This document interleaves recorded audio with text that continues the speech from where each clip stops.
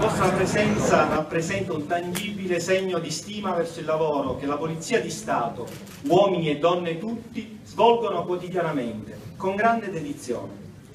Così come la presenza del vice capo della Polizia, prefetto Matteo Piantedosi, e del direttore centrale delle specialità della Polizia di Stato, Roberto Sgalla, è un'importante ed ulteriore conferma della costante vicinanza dell'istituzione nei confronti del territorio. Mi sia permesso porgere un ringraziamento alla Regione Siciliana, che ha consentito a questo compartimento, che ho l'onore di dirigere, di fruire di locali funzionali in questa prestigiosa sede.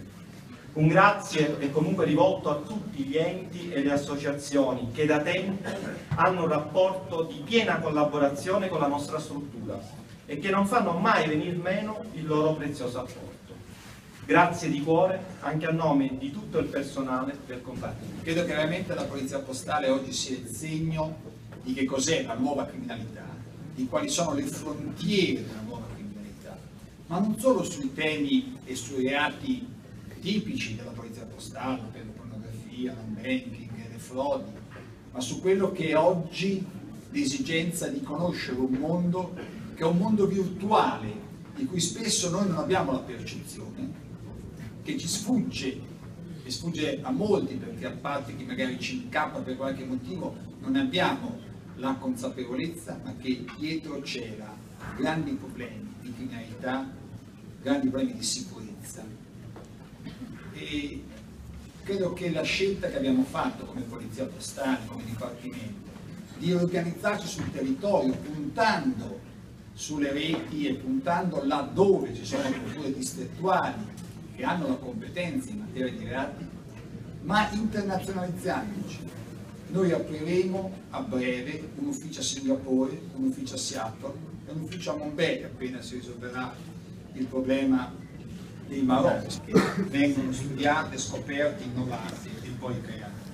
Allora credo che la Polizia Postale e la presenza vostra... A questo proposito si unisce anche l'arcivescovo che mi ha chiamato, che per motivi personali non è potuto essere presente, ma si unisce nella preghiera in questo momento. Nel nome del Padre, del Figlio e dello Spirito Santo. Pietra fondamentale che ci sostiene e ci dà la vita. Per Cristo nostro Signore. Amen. Per più pesante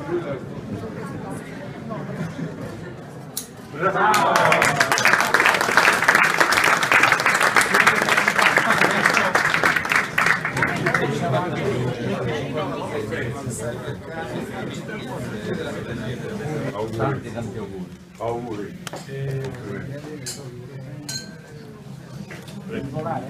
Per caso venuto che si partecipa